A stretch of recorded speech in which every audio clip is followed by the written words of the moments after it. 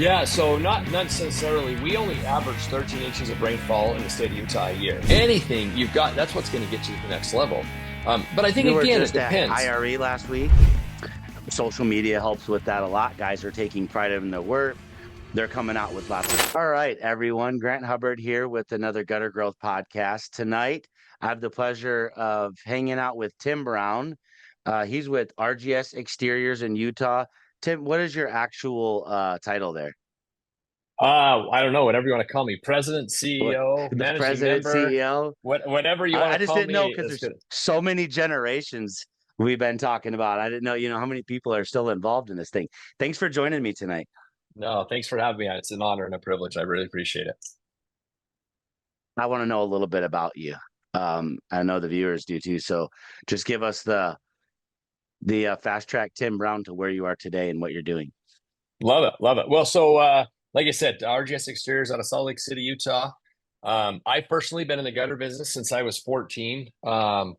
So geez, I'm on my 47 today now. Oh, So what, 33 years. oh wow. So a long time. And yeah, so I'm personally a fourth generation in our family business. My great grandfather, my grandfather, my dad, and of course myself. And then I have four kids, three boys and a daughter, and three in college right now. And so when Oh, they're either we're not in school, whether college or high school, they're working for us. So they're the fifth generation. So we've legitimately been doing gutters and siding in Utah for five generations. Kind of a cool that's fact, my fascinating. grandfather, yeah, it's kind of fun. That My is. grandfather had the first seamless gutter machine in the state of Utah. Um, so that was kind of cool. My dad, when he was doing gutters, it was all 10, 20, and 30-foot lengths. They literally throw them on the trailer, all galvanized Hmm. steel back in the day, and they'd solder them up in 10, 20, or 30-foot lengths. And so that's how my dad got started in the gutter business. But Yeah. so my dad's a little involved today. He's mostly on the retired side. He comes in, kind of pays the bills in the morning just because he wants something to do. But my Yeah. dad has been in the gutter business for almost 55 years. So he's been a gutter a long time. And the entire time, all he did was gutter. I mean, maybe we can talk later about how my role is, but my dad has only done gutters the entire time. Fabulous. So he's a wealth of knowledge. Absolutely. Yeah, when it comes to install tech, there may be nobody better than my dad. Very cool. I understand that. So, especially the climate. So, your dad, 55 years of doing seamless gutters there locally in Utah.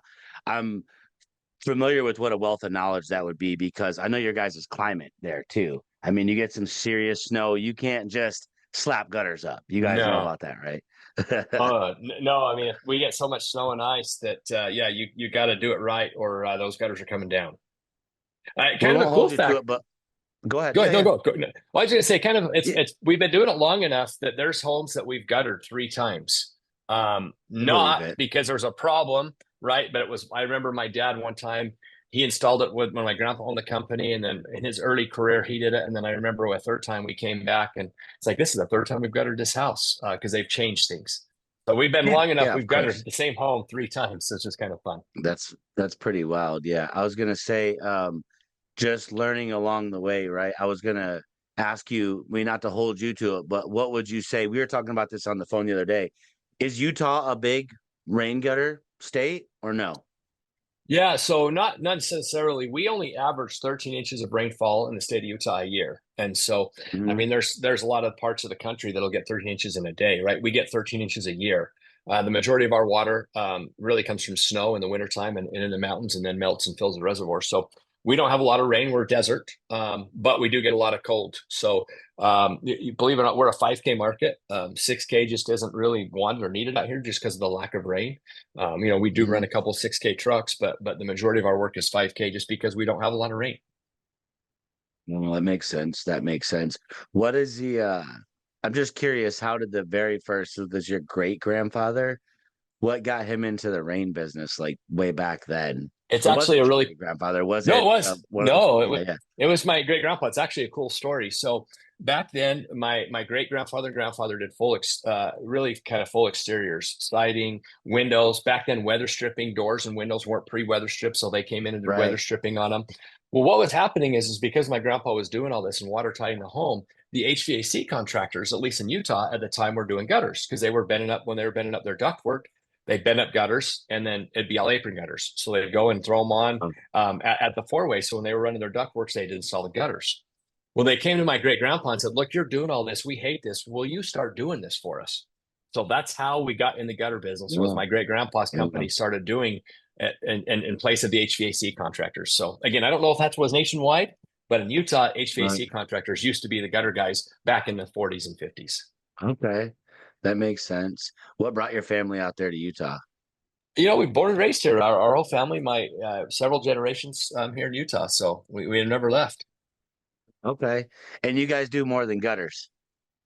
Yeah. So So I want to talk a little bit about that with you tonight and what kind of revenue that can bring your company in. And maybe you have a great term for it, but I call it uh multiple pounces on the lead. Pay for one lead. If you do more things and they're interested in more stuff, we can get multiple pounces on the lead. So what else do you guys do? 100%. Yeah. So really, we're a full exterior company with the exception of roofing. So we don't do roofing, but we do anything on Hmm. the outside: siding, windows, gutters. We're starting decks. That's a new product for us, just brand new this year. Cool. But real and then gutter covers. We specifically are gutter topper guys. But gutter toppers and also heating systems for the gutters. The heat cables or Yeah, wires, yeah. whatever they're called, nationwide. He, We do a lot of yep. that too. Stucco, stone, brick, anything on the outside of the home. Out of all of those different, similar trades on exterior, which one would you say, if you're comfortable, has the best margin? Oh, gutter's not even a question. No, Hi, this is Grant Hubbard with another Gutter Growth podcast for you. I want you to know that this podcast is sponsored by One Gutter Guard, your exclusive premium guard option. Now enjoy the show. not even a question. Every Gutters time. by far are the highest margin. And frankly, look, we've been a very successful gutter company for years. The only reason why we added other product on it was really we kind of hit a ceiling. We had such a high Yeah. market share in our market. Our average job size was what it was. We tried to get it bigger and better, but really to take it to the next level and to be a legitimate business guys that I wanted to be, we had to add more products. And so when we added siding on there about 10 years ago, that's when we really were able to take the company to the next level financially. Because now Okay. we can, like you said, we're paying one lead. Well, let's sell multiple products with that same lead because the lead cost doesn't go up or down, right? And so by adding more products to it, it helps. That might fall in line with that question I have for you about what key strategies or principles have constantly guided your decision-making process through your career. And I mean through your gutter career, obviously from a young man, learning the actual trade, how to install, what part to use, what tricks, what flashing, what this, what that, and then coming in to an owner of the business. What do you think some of those key strategies or principles are? And was one of them going, we've hit the ceiling. It's time to do, more exterior stuff. Yeah, so it's a great question. I think there's a couple points to it. The first thing I would say was one, hard work. I learned at a young age. I was 14, but in the summers, evening, weekends, I didn't have a summer. My friends were all hanging out, screwing around, and I was working. At the time, I hated it. But now I'm so grateful that my dad taught me how to work. So hard work, being Yep. willing to put the pouch on, do it. And then another thing too is I don't install anymore and haven't, frankly, for probably 20 years. But I did for a long Wow. time, so I understand it, right? And so I knew the business. And so when I am in meetings and I'm with our installers and saying, "Look, you need to do X, Y, and Z," I can do it Yep. because I learned it. So I think that's one thing: learn the trades, work hard, do it. But then I think the next thing would be to put people in the right place, um, and get the right people in the right place so that you can grow the company. And whatever your strength is, whether it's production, whether it's sales, whatever it is, I think too many times we as owners wear too many hats. And so my goal was to put the right people in the right place. And then I think you nailed it was to get a product to really help us to grow and to get where we need to do. So hard work, right people in the right place, right products, and then take it to the next level. Yeah. And I just thought of another question that I didn't tell you I was going to ask you, but it's like my brain evolving. So, out of all those exterior products, like which one was the funnest to roll out? Like when I say fun, I mean for the culture. Sometimes the best margin, on the windows or whatever, rolling them out. But man, that year was a bear. We didn't sell that money or storing that or whatever it was. Distribution was hard. Or what do you think you had did the company have the best time rallying around? All right, man, here's another new product. And what was That's a it? good That's a good question. I think there's two. One, when we started the gutter business, when we added gutter topper, I think that was an awesome one because going back to what I said earlier, we only have 13 inches of rainfall. Second thing is we're in a desert. There's not a tree that is planted here in the state of Yeah. Utah that the pioneers did not plant. So the pioneers got here in 1847. So there wasn't a tree except for up in the mountains, right? There was not a tree in the Salt Lake Valley Wow. before 1847. So there's not a lot of trees. And so when we were able to take Gutter Topper and actually be one of their top dealers for years, every single year was really fun because we're able to develop a need and a niche. And we were the only guys forever. Now every national guy there is here. And so I think we kind of pioneered that. So that's been really, really fun. So that would be the first one. The second thing Okay. I think, but when we added siding, and specifically James Hardy siding, just because that brought us another element and another kind of group of people. So that was really fun too. Yeah, that makes a lot of sense. The Hardy sighting, of course. And what was it before then? What do you mean? You like the siding before you did the Oh, James Hardy. oh, You we guys were really, never vinyl siding out there, really? yes. Yeah, Were so you? we do vinyls too. We have a couple, we have so right now every day, we've got about 10 siding crews and we've got probably two that do vinyl every day and then the other eight are hardy. So Okay. we still do about 20% of our siding is vinyl. Um, I know but being from but we Michigan, that same climate, that's what we did was, vinyl for a long time. So I guess that makes sense. Yeah, yeah, and we still do a little bit, right? There's still the budget conscious customers, so those will still stay with Hmm. vinyl, but the majority of our customers are the higher end hardy type customer. What do you think for whether it was, you specifically or, when there was that passing of the throne from generation to generation? I'm sure there's been a little bit of collaboration or change. So, two-part question. As maybe mainly in the last, from your father to you, I'm curious to know how uh, did you keep the company going in the same direction, or once you got the reins, were you able to take it somewhere else? So that's a Yeah, little bit of a personal question, but I'm no, I'm no, no, intrigued to know that. Okay. it's a great question. I love it. And it's really simple. My great grandfather and grandfather were huge. Back in the 80s, they had 100 employees. And so you think about back in the Mm, 80s, a company that had 100 employees was a monster company. But then my dad, when he kind of took the reins, really just focused on gutters and was just a small gutter company, very, very small. okay. He installed every day, had one or two other crews, and that was it. And then when I partnered up with him, it was like, that's not what I want. I actually went to BYU, Brigham Young University, and the Marriott School of Business, which is one of the top business programs in the country. Yeah. It's where I graduated from Okay. college. And so my aspiration wasn't to just install gutters the rest of my life. I wanted to go to another level. And so Yeah. when my dad and I partnered up, it was basically okay, when the company's doubled in size, then we're partners. And then you can kind of do what you want with it. So literally, we went from at that time, when I partnered up with my dad, we did just under $1 million a year in revenue. Hmm. And Hmm. today, we just You closed want to tell 20. us what roughly when that was? Like during that So that partnering, was, obviously yeah, you weren't that was two. 14. No, yeah, that was so I mean, it was kind of a transition really all throughout college. And it was like really in the Sure, sure. 2000 to 2005. But I Okay. kind of used 2005 was the time I officially became a partner. And that Yeah, year you were in there. and that year we did You had just under a waited for that million. day, I'm sure, for a Yeah, while, right? well, Like, and that's kind of maybe another story for another day. I actually wasn't going to okay. stay in this business. I was going to kind of do some other things and had some really good opportunities when I graduated from college. But it Okay. just kept bringing me back. The family business kept bringing me Those back. dang margins. Those I dang know. margins. So I stayed. So in '05, we did about 1 million in revenue. And Okay. last year, ending 2023, we just finished at 13.3. And so have we changed? And that's Yes, we combined, changed the right? That's direction. combined now, That's RGS. gutters. Yeah, that's gutters and siding. Our gutter business was about 4 million of that. So we did about 4 million in There gutters, you and then the go. rest of it was the siding side of it. So yeah, so we really changed and grew and completely changed our company. Um, Hmm. and then I don't know if this is the right time, but you were going to, hey, what was one of your pivotal changes? What was it? Let's go. It's Yeah. for me, it's really, really simple. We joined an organization called Certified Contractors Network, or CCN. It's a very, very kind of a good organization that's all about systems and policies and procedures. Well, we joined Hmm. CCN in '05. And at the time, it was like, oh my gosh, how are we going to afford this? What are we doing? Well, that change or that doing that was literally the pivot that we needed to take it to another level. That Absolutely. organization helped get a sales process in place so that we have a sales system that is the same. We have 10 salesmen right now, and every one of us salesmen, if I came to your home, you're going to get the same presentation, the same cost within dollars of each other because Yep. everything's systemized. And so CCN helped us get that. It helped us get a sales process. It helped us run our business off of a specific business plan. We go away every year and do our business plan.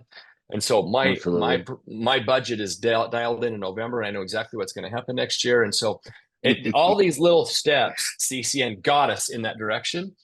And then the Better. last thing that CCN did was really give me a network of individuals and guys to really take it to another level. And when we joined CCN, there was one other gutter company. We're Seamless Gutters. They're a great company. And back east in the Boston area, a great company. They were the only members of CCN at the time. And so we came into this group of a bunch of roofing contractors and siding contractors. And so they didn't necessarily know the gutter business, but they knew our industry. And so I was able Right. to rely on these guys, call them, ask them questions, network like crazy. And so that moment of joining CCN really kind of took us to the next level. What I tell people all the time is that you can get wherever you want to go. So, if here's where you're at and you want to get to here, the shortest distance between two lines is what? A straight line, right? Well, you know Straight as well as line. I do, Let's we do go. this. Yeah. What Yeah. CCN Yeah. helped So, me do is it took this and it went like and turned this. it. Yeah. And Much so smaller I was bumps, able right? a much smaller bump, and so I was able to get into a much shorter line, and we're able to take that learning curve out of it. So that was to me probably the biggest factor, was to join CCN and get that network and really systemize our business. Makes sense. And What year did you really take off? So now it's you and your dad partnered 2005. We know things don't happen overnight, but tell the people, like, whether it's CCN or, whichever group it is, like, which direction. Once said, you hit the nail on the head. You got to know where you want to be going, right? You got to know if like 700,000 a year is cool or if 10 million a year is cool. Like, you just got to know which yeah, way you want to go, right? So you can, um, there's systems for different levels, of course. And so oh, you can understand yep, which system to purchase, because most systems cost some money. yeah, You know and what I I mean? think, Whether it's a CRM, coaching, somebody to answer the phones for you, whatever it is, right? well, yeah. So a couple answers in all that. So one, you talk about like CRM and all these things, like just to give you my tech stack. And again, we can go into this later if you want, but Yeah. my tech stack, we spend 100 grand a year just on my tech stack. I actually ran the numbers over the weekend. I have about 15 different things that we use in our tech stack in our company. So we're spending 100 grand just in tech stack. Now, Mm-hmm. a $1 million company can't spend 10% of their income in tech stack, right? So it just depends on what you Mm-hmm. want. And so Yep. to answer your question, my dad he was happy with just where we were at and he didn't want to take it to another level. And so he was very content and happy. And there's nothing wrong with it. If you want to be a $1 million company and you're happy installing every day, do it. There's nothing wrong with that. Yeah. If you don't want to install and you want to be a manager and you want to get off the truck, then you've got to take it to another level. And so I think it just depends on what you want and what you want to do. And I think that was what it was for us. And our journey, the real quick journey. So not Yeah. every year, but in 2007, so we peaked at 2.5. And then anybody that was in the business know what happened in 8, 9, 10, right? So we Yeah. dropped down Yeah. to 2 million and we ran 2 million almost exactly for about 3 or 4 years. Then we kind of backed it back up in 11 or 12. We started getting about up. And I think it was about 2014 that we got it back up to 4 million. And then that's Right. when the siding aspect, and that's when we really added siding. So we kind of peaked at that 4 million on gutters and we kind of just couldn't Mm-hmm. get past that 4 million mark. And then when we added the siding at about 10 years ago, that's when we really kind of went up to the next level was the addition of the siding aspect of it. I do agree with you nationally. So just for a gutter growth educational moment, that nationally, in my experience, that 4 million is a threshold like that one market wants. Like, if you get to that point to where it's like, man, do we do this? Do we grow twice as big and do this much overhead and all this stuff? And it's like, or should we just offer more services, right? And that's a decision. Yep. We talk a lot about, depending on your size and location, and you may or may not agree with this, running that many, tens and 20 million, 20s and 30 millions of dollars over the past, just 10 years, that around 2 million is a nice fun spot with X amount of employees, 3 trucks, 3, 4 trucks. It's kind of a little, still a smaller, under 20 people company. There's 20 employees. You might be at 14, 15, 16. And then you got to make a decision to grow, right? You got to reinvest in yourself and start keeping inventory and all those like scarier moments for the guys that have been doing 500 to 1.5. Then you get to that $4 million like you're talking about. And it does feel like, except for a couple maybe very hot markets, I mean, you got to be a massive company to double Yeah. that, like massive. And Yeah, for sure. I mean, the return the, isn't as great at that point. There's so it's much in hard. it. I mean, and there's if you're in a really big gutter cover market that's really really hot, and these guys are getting $30 a foot for covers. Look, you Mm-hmm. can probably get to Mm-hmm. that 4, 5, 6 million mark with 8 trucks or whatever. But like our market, I'll never have a need to run 3, 4 gutter cover crews. It's just that demand just isn't here. We don't have that, and so Correct. you kind of have to decide what you want to do and where you want to go. You hit Mm-hmm. another thing that I think is really important, and that's education.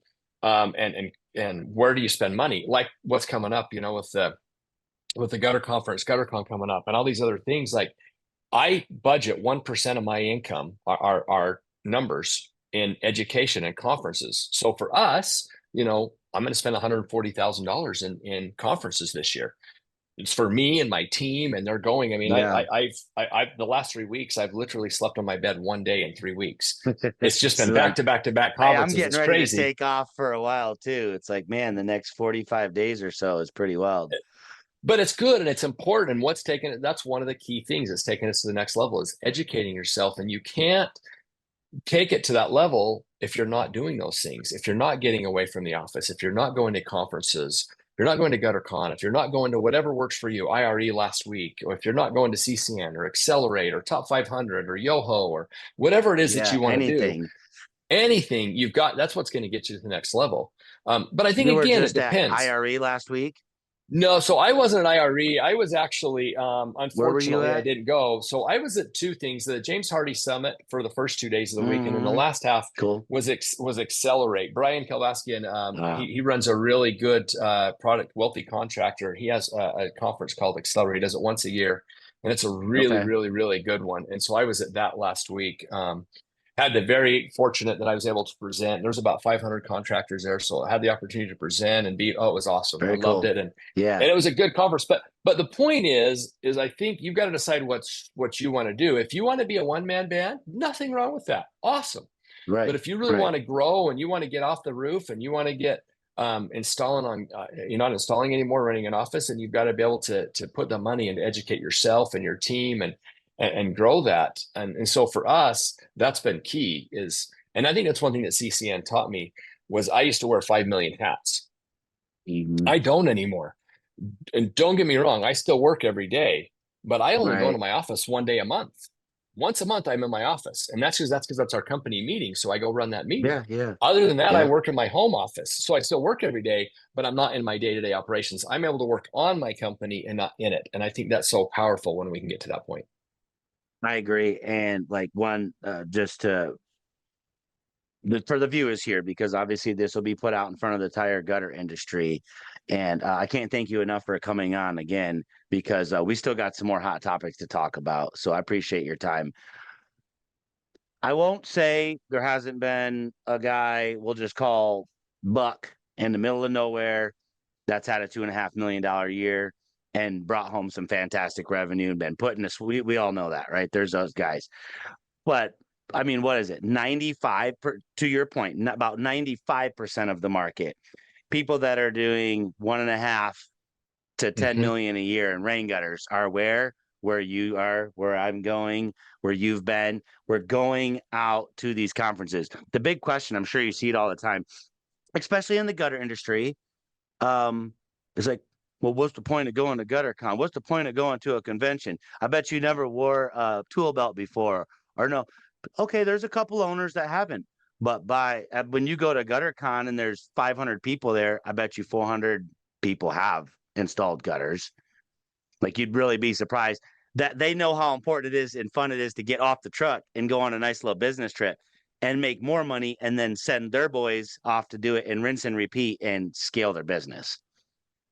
Amen, amen, amen. And the other thing too is not only do I feel like I make a great living right now personally, but I also want all my installers to make a great living. Yeah, Look, like, and it takes money to make money, and so you've got to be able to make that always. money to really take the next level. Like we have to have small things, 401k, health insurance, bonuses, all these things I'm able to offer every one of our installers.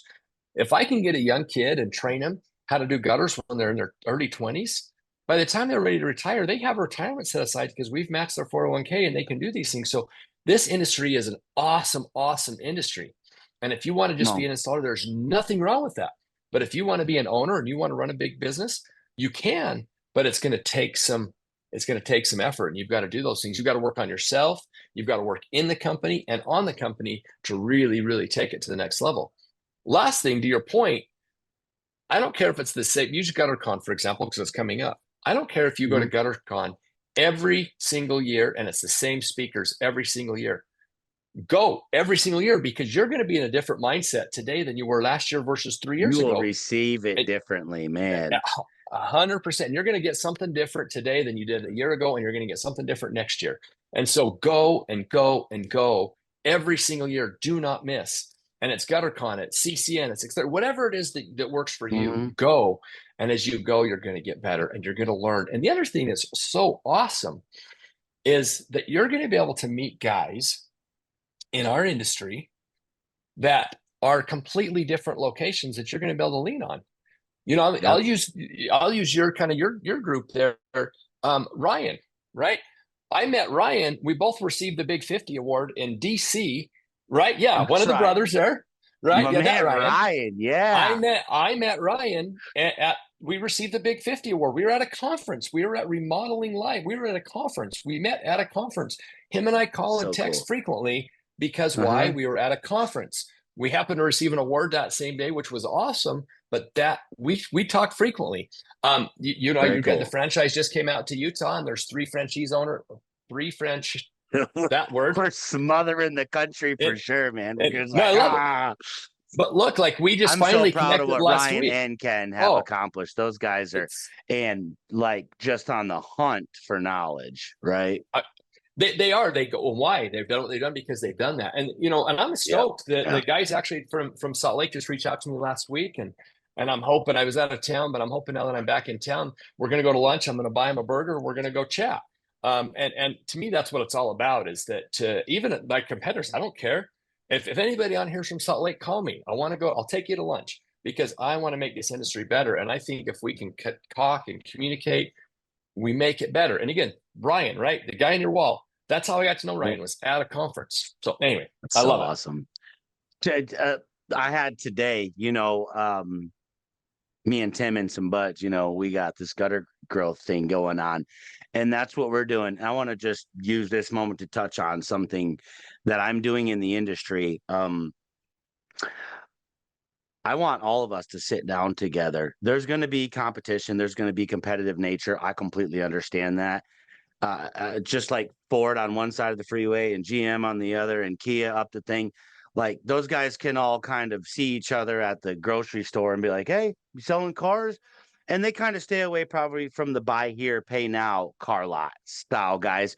Because not always, but historically, those guys, sell people $5,000 cars and they're broke in 30 days and act like they don't remember the sale, right? So I want us to be able to sit down. I had a gentleman with me today, Tyler Smith. He owns Advanced Seamless Gutters. He's literally in the same city as us in South Austin. You could consider him a competitor. I don't. He's in gutter growth. I want to teach him everything I know. Amen. Why? I want him to be better at his numbers. We want to bulk purchase stuff together. Why not? There's more money than any of us can absorb all at once. And he can raise his prices up and we can start to do this all around the country. And that's what I Amen. think's the best part too. One of the best parts about the conventions and like us getting introduced and people really starting to watch my podcast and see that, man, like we can all learn from each other. I want to roll right into, this this industry is evolving very, very quick, right? if you're paying attention to what's happened in the past, let's say specifically 5 years, social media helps with that a lot. Guys are taking pride in their work. They're coming out with lots of cool pouches and tools and lighter tools and longer, all this stuff. And the gutter industry is really evolving. Yet here they are. Gutters are still the same old gutters. Hidden hangers, we just don't spike and furl anymore. Old, nice cast hangers for external hangers. It's all pretty much. And nowadays we're like, ooh, you see that wooden gutter? Someone gets a picture of one. 10 years ago, I've been like, oh man, that's crap. That thing will rot. And now people are intrigued by the actual heritage or whatever the specific word is, the culture of gutters. And it's nice to see people coming back to their roots. And I want to see everybody work together. And I want to see us hold the suppliers accountable. I'm already starting that. Everybody knows I stir up some stuff. I've definitely stirred up some stuff with the suppliers. Take better care of the people that are making you your money. Just like in the customer service side of us gutter companies, a lot of people need to step it up and a lot of suppliers need to step it up. Lower those wait times, start making sure they're delivering, get the orders right, communicate. You're the front line of our customer service capabilities. No, I think it's good. And everything you said, I agree 100%. I think anybody listening to this, whatever works for them, they need to use it. Use you for gutter growth. Whatever it is, they need to do it and get involved now. The other thing that I feel like has really taken us to another level was not only CCN or that type of a thing, gutter growth or whatever it is, but be also, in addition to that, be in a mastermind. I'm in 3. And my masterminds, by the way, are not in Salt Lake. I fly all over the country to be part of these masterminds. Hi, this is Grant Hubbard with another Gutter Growth podcast for you. I want you to know that this podcast is sponsored by One Gutter Guard, your exclusive premium guard option. Now enjoy the show. But what I do is I'm able to get out of my business, and I literally have 12 like-minded individuals, guys and gals that are in our industry, gutter, siding, whatever it is, roofing. And we just talk about our businesses for 2 or 3 days. But what a change and what a growth for us is, because they can call you out on your BS and go, no. You said you were going to do this already. You didn't do it. Get your butt in gear. Accountability is really good. Accountability. They give you ideas. These things that taking a mastermind and being involved in a mastermind has really taken us to the top level. Without giving too much detail, I talked to you offline about one of the things I presented on last week was we went from a 6% net profit to a 16% net profit in 5 years. Now, that may not seem like a big deal, but that's a huge increase. And when you're starting to make 50, and I'm talking net. I'm talking after your salaries, after the owner's salary. Now, that's the part that includes it matters a lot. That's look, what keeps you in business. All top line does. Anytime that anybody talks about top line, it's this. It's I'm so good. Who cares? I don't care if you're 1 million. How much are you keeping? Who cares? How much are you keeping at the end of the day? What is going in your pocket? And that's what matters. And so when you can get to the point where you're 15 plus, you're making serious money. Now, whether that's $1 million company or a $10 million company, if you can get to that point of 15%, and I think that needs to be our standard as an industry. If we can get to 15% net profit, now you're making money, your employees are making money. To give you an idea, we did profit sharing, and we at the end of the year last year, or the beginning of this year, depending on how you want to look at it, it was between $200,000 and $300,000. I can't remember exact, but we had paid out $200,000 to $300,000 in profit sharing bonuses. Awesome. Well, look, that just went to the employees because look, we had a good year and you were part of it. So here, thank you. And to be able to write that checks and pay somebody a good chunk of money, that's what it's all about. And it's awesome. You got there by educating yourself and learning how to do it, though, right? You didn't just figure it out all on your own. And that's what I was saying today. I've got the local he's in the group. He's with me today. He's hanging out. You know what I mean? We had Michael Trisk. He owns MT Gutters out of Little Rock, Arkansas. He's in my group. This guy just comes down today. He's like, man, I got to absorb it up. That's what these guys are starting to do. And so I'm really excited to see people, whatever, like you said, whatever group it is, just get in something, because the people that are doing the groups are winning. Now, don't sign up for all you gutter guys, like scratch offs and stuff. I know you boys out there. Don't fall for like the pyramid scheme group. Get behind somebody that's got some real stuff going on. Tim, look, he's like, dang. No. Well, look, here's what you need to do. Out there, there's people out there blood sucking for money. You know that. there's a lot of guys. What I would do if it were me and I was in someone's shoes going, hey, who could I talk to? Who can I trust? Yep. Talk to guys in the industry. Call them. Mm-hmm. Get a list of Yep. whoever it is, whether it's got, obviously everyone's going to trust you because they've seen your stuff, but CCN, There's other guys out there for sure. Yeah. whoever it is, Mm-hmm. call, say, I want a list of 10 guys that you're working with, and call those 10 guys. Hey, what has he done for you? Is he, and you're going to know if 10 guys you talk to say, yeah, this dude's legit, join, then you can join. But if they can't give you those references, man, just run, because they're just going to take your money. And I think that we got to be very careful. Don't be vulnerable, and don't just pay somebody to pay somebody. If they're really going to bring you value, then they're going to bring you value, and it's going to work. And it's going to be written all over the wall. There's going to be a line of people to that person, and no one gutter growth or anybody can take care of the entire gutter industry. There is room for lots of coaches, because irons, we sharpen each other for sure. Iron sharpens iron. There's no question about it. And the best is going to make it, and we're going to all rise up and be better and better. And so, look, this industry is awesome. It's a great opportunity. If we can work together and continue to improve it, it's just what it's all about. And I'm going to tell you, I love it. I've been doing this my entire life. I've never had another job. I've only it's been a the gutter long siding time business. for That's you. it. That's it. That's I'm all so I know. excited to know else. you now, man, because we don't always say it until we know, and then you don't want to be the smartest person in the room. Just a couple of years ago, I did. I absolutely wanted to be the smartest person in the room when it came to gutter stuff. I know I'm not a doctor or a lawyer, but gutter's like, man, even though humbly, Grant's always been kind of humble in there. I was like, man, you probably can't tell me. Oh no, boop. That's right. I got a long ways to go. Always, forever. I always say, any conference or mastermind I go to, if I'm the smartest guy in the room, I need to get into a different group, because I want to be the dumbest guy in the room. Why? So I can learn. I want to learn. And it doesn't mean size. I think that's important for your listeners to think. You don't, just because you're doing a $500,000 or $10 million, it doesn't mean the $10 million guy is better than the $500,000 guy. No, I want to learn and grow, and I'm going to learn and grow. And I could go to a conference and I might have more experience maybe than some guys, but that doesn't mean I'm not going to learn something. I'll give you a really good example of this. You talked earlier about spike and ferrules and hangers. Look, my dad's an old school guy. He's been doing this forever. We were a spike and ferrule company forever. Me personally, I've only installed, really the last year of me installing was hidden hangers. I installed spike and ferrules my entire existence. I was a spike and ferrule guy for the first 10 years or so, man. Right. That's all we did. Well, that's what we did. And I'll tell you what, man, all you guys installing today with hidden hangers have no idea how good you have it, man. None of you guys have had real gutters until you've been spiking ferrules. I like that you say no idea how good you have it, because I hate when people say, oh, you're spoiled. Like, hey, man, that's the way the industry went. But, oh, man, you have zero opportunity to nick the front of the gutter. Yeah. That's right. I can't tell you how many times on a 50-foot run. Gutter tried to... Well, what's worse is, it's at the end of the day, you're tired. You just spiked an entire 50-foot run. You have one spike left and you ding it. And it's like, I got to tear this all down and start all over. None of you guys know what that's like unless you spike it. Anyway.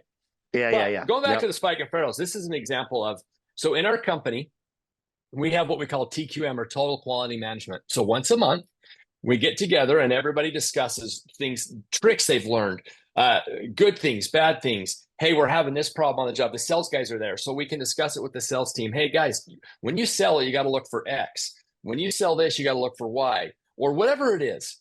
But anyway, there was a guy that had come to us that had worked for another company, and he was in the meeting and he said, hey, why don't we start looking at these hidden hangers? And yeah, we knew about them. We had heard about them, but we just were so hesitant. And he said, look, there's this one hanger that's really, really good. So look, we did some research and we found out, and sure enough, guess what? We switched over to it. Well, why? Because one of our employees at our TQM said, this hanger really is good. Try it out. Well, we weren't the smartest guy in the room. We said, okay, let's look at it. Right. And guess what? We switched over to that hanger, and go back. You said we have snow and ice here. We've had zero problems with that hidden hanger in 20 years. We haven't had any issues or any callbacks from it. So again, it's because we were. Do you want to shout out that hanger? Or is that a proprietary? No. It's just the ring. It's just the Raytech hang tight hanger. I mean, it's the Raytech's where it's at. It was the greatest hanger for us. Now, again, we started, by the way, with they make two of them. They make the one with the screw already in, or one without. And we tried the one with the pre-screw in it. But what was happening with us is because of the sheer ice weight, it was breaking that screw right at the point, and it was 100%. breaking it. So Yeah. we had to go away Yeah. from that and go to the hanger by itself with a big a different screw. And so, but Different again, screw. Mm-hmm. we're able to do that through TQM, from learning from other people. Look, we're not proud enough to say we're the only guys, so we learned something from somebody else, another competitor, if you will, and we implemented it. Now we may have taken it to another level, Yeah. but we were able to learn that from somebody else, and so I think that's what it's all about. I want to hit you with like something here just so we can start wrapping this up. I've been telling my guys, they were down today, and um I want the people that are in my circle, which is the whole entire gutter industry now. I'm trying to embrace everyone. I take on just an unfathomable amount of calls every day. And I'm like, just remember to have conscious effort, not brute force. Do you want to speak a little bit to having conscious effort in your own terms, just in life a little bit, maybe leaving it outside of gutters? I don't know how deep Yeah, or whatever I you want to get, but I wouldn't I, mind speaking I on love that it. for a minute. Love it. Let's talk about it for a sec. So, two things I would say. One, as far as in the business is concerned, I learned a long time ago that, going back to, I'm the smartest guy in the room, I'm going to put people in the right place, in the right seats, on the right bus. And Yep. and if you can do that, you get that magic happen, because now you're letting other people responsible for their area, and they're doing it. And so that would be one, is put the right people in the right seat on the bus. Second thing, specifically me, I work on my mindset every day. Shout out to my guy Sean Foyer. He runs a product called Thinking Inner Results, or now it's the Inner Blueprint. All he does, and he's been in our industry for a long time. He was a second generation guy, and he'd been in the siding and gutter business forever. He got out of the business, and all he does now is mindset training. And I literally listen to Oh, him every single day. I work on my mind for about a half an hour every day, nothing but my mind. And that's all I work on. And I think is that that when like you're when you able to first do wake that, up? Is there a yep, time or yep. something No, I specifically? mean, I would love to say that the second I wake up, it's the first thing I do. It doesn't always work out. Truthfully, what I do is, when I go to the gym, I have podcasts going in my ear, Mm, listening to podcasts. yeah, But yeah, then when I yeah. get done with my workout, I go to the sauna, and we have a module that we listen to every day for a week, and we get a new one every week. But I listen to Okay. that religiously while I'm in the sauna. So for 10 or 15 minutes sitting in the sauna when I'm done with the workout, I listen to that, and I focus on my mind, take notes on my phone, and I do that every day. And I'm conscious and I'm diligent with that. And so that, and then the last thing is, to your credit, the way I kind of found you was, I listen to, whether it's on podcasts or YouTube or whatever it is, I listen to several podcasts every day. When I'm driving, whether I'm working out of the gym, whatever it is, I listen to that, because I'm educating myself every single day. And it's somebody in our industry. And as I continue to do that, I'm able to get that conscious of thought and really take it to the next level. So, right people in the right seat, mindset training, and educating myself every day with podcasts. I don't know if that answers your question, but that's how I would answer. Yeah, no, that's perfect, right? It's education, education. You have to know where you're driving. Yeah. Get in a car to go get dinner. Some people already have reservations. Some people can just wing it on the fly, and some people drive in a circle and end up arguing and just going back home and no one eats. No bueno. Like, Let's make it happen. who are Look, you going to be? here's the Who are you going to reality be? of it is, and this can kind of wrap everything up. At the end of the day, Yeah. I love this industry. I want to make it better. I have make a very good living. I want everybody else to do the same. And it takes hard work, and you've got to put your time and your effort into it. But if you'll listen to other people, if you'll educate yourself, you'll put the right people in the right seats on the right bus, you can do this, and you can make and have a phenomenal living. And you could be a huge gutter company or small company, whatever you want to do, you can make it happen. Absolutely. Should anybody reach out to you for anything? Are you Please, available? Like, yeah, do you have any services besides being a gutter owner or anything? yeah. So I end up. It seems like I end up talking to a lot of people all the time, and I'm happy to help. I feel like I've been extremely blessed in my organization and my company, that I work on my company. I don't have, the only job I work in day to day is my marketing. It's the only job I have that I Mm-hmm. have to do every day. So Yeah, I yeah. feel like my responsibility is to help other people. So anybody can call me, text me, email me anytime, and I'm happy to do it. I don't know if do you want me just to throw out the number, or do you want to put it on the screen, whatever works. But Whatever you want to do, people, go ahead, man. yeah, well, let's do both. So my cell, 801-557-9875. Again, 801-557-9875. My email, Tim Jr., TIMJR at utahgutter.com. Tim Jr. at utahgutter.com. You can find me on Facebook. You can find me on LinkedIn. Whatever works, hit me up, and I'm happy to take a call anytime and would love to chat and really help anybody I can. Yeah, $13.6 million. What'd you say? 13 and some change last year in exterior stuff. What a monster. Thank you for sharing some of your knowledge. I can't wait to have another conversation with you. I know that we'll probably run into each other sooner than later. Um, Last words.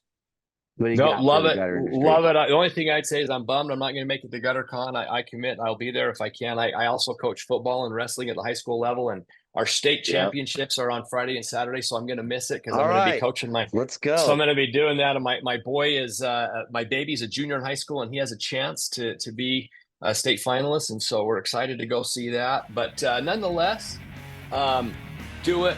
Go to GutterCon. Go check it out. Get in with you and your gutter group, and let's just make this industry better. Sounds great, man. Thanks for your time tonight. Love it. Love it. Later, My brother. pleasure.